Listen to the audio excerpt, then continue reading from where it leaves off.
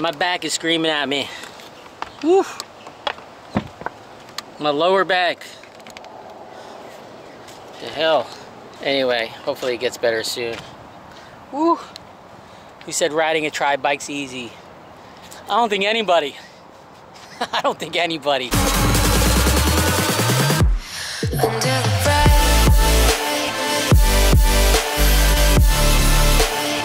Alright guys, now that's all put together. I did my average Jeff modifications. Of course, I had to.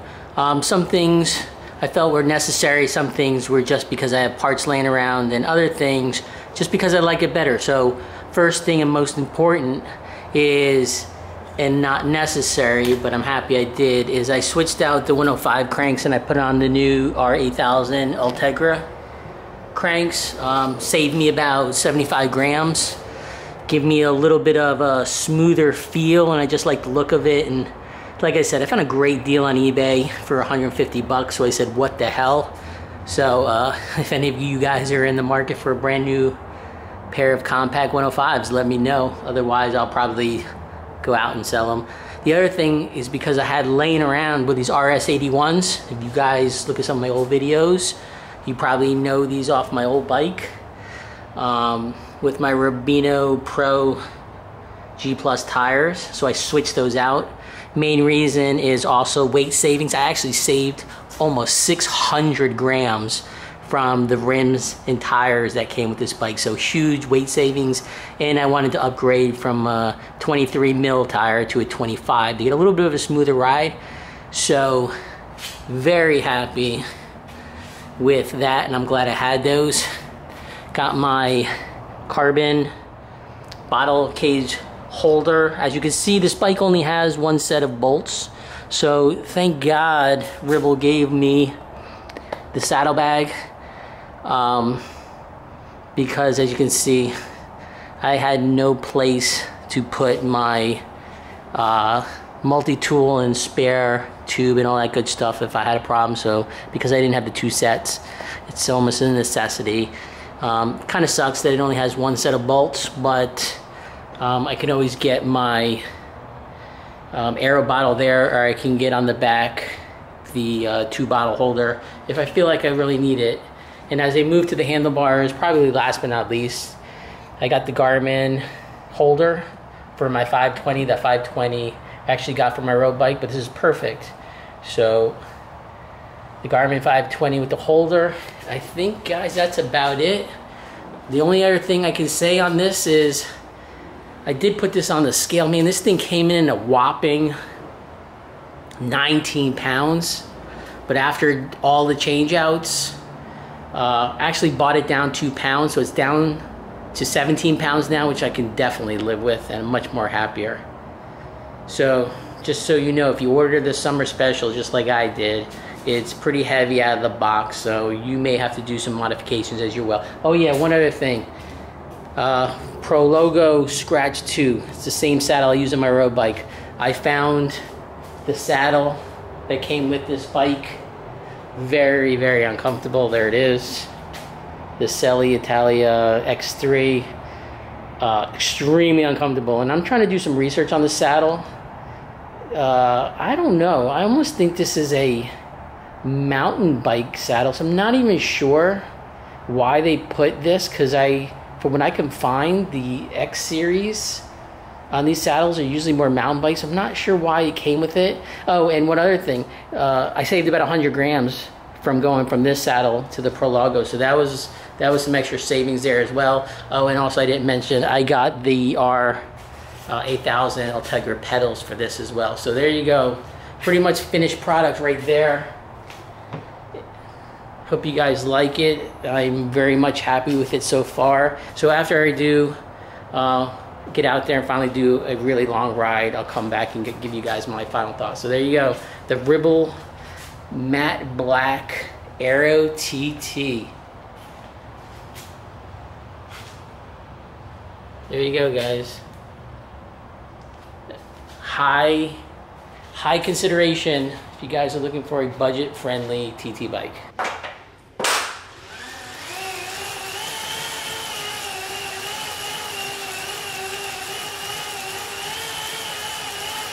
Alright guys, been some work done on the trainer.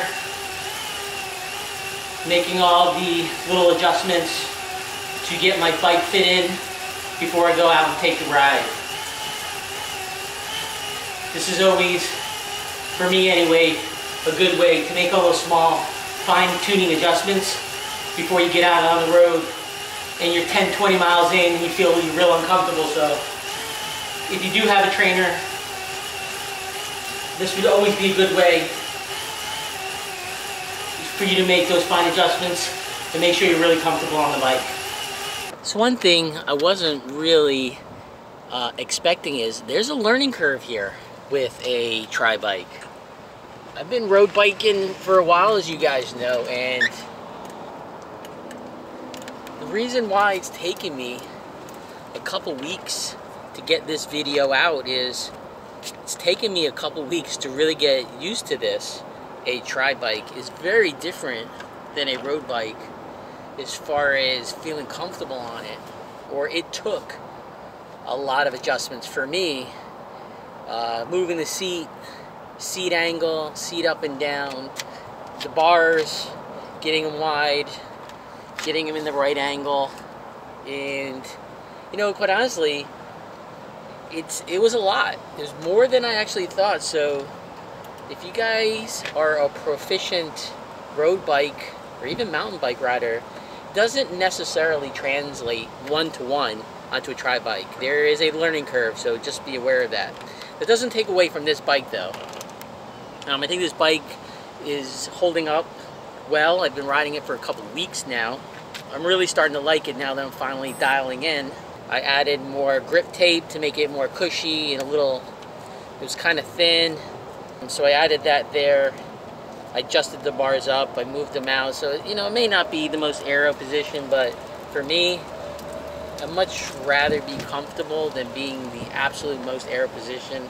You know, the first time I ride it, I could probably ride it about 10 miles before my back and shoulders started to hurt, and then took it out and maybe went 15, and then finally in 20, 25, and you know, I'm finally probably up to maybe 30 miles, but still, that's it. I'm not really going farther than that. It's still taking me a while to really feel comfortable riding at a steady kind of 20 miles an hour.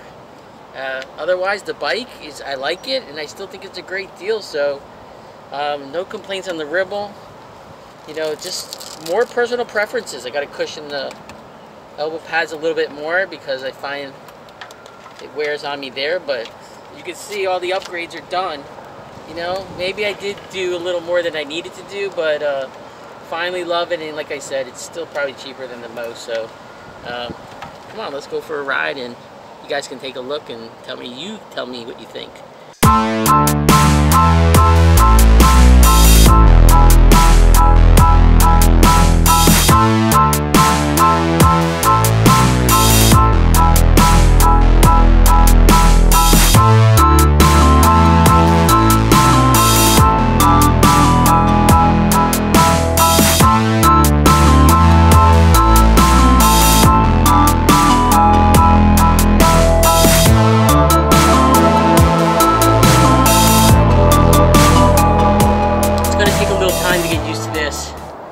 But I'm happy I got it.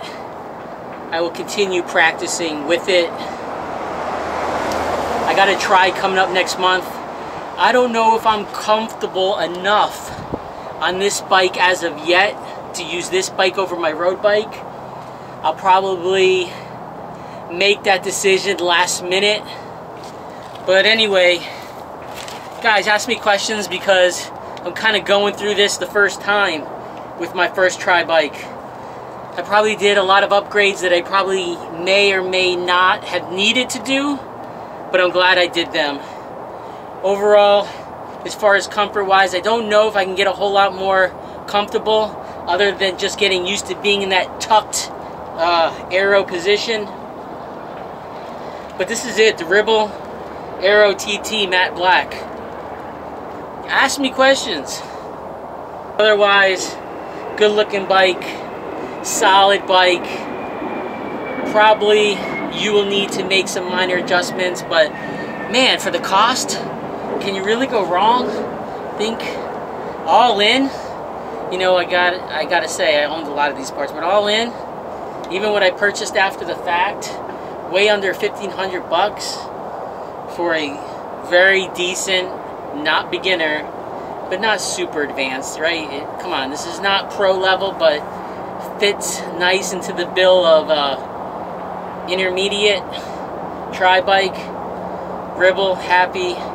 If you guys are watching this, let me know if you guys have any questions or comments, but I'm very happy with your bike, and I would do it again. Average Jeff, testing stuff for you. I can't complain. Hopefully you guys can't complain either. See you guys in my next video. Average Jeff, riding home in this windy weather. So if you heard the wind, sorry, but hey, wind is a challenge too, so anything to make this a little harder, to make me just that little bit better. Jeff out, people. See ya soon. Peace. Goodbye.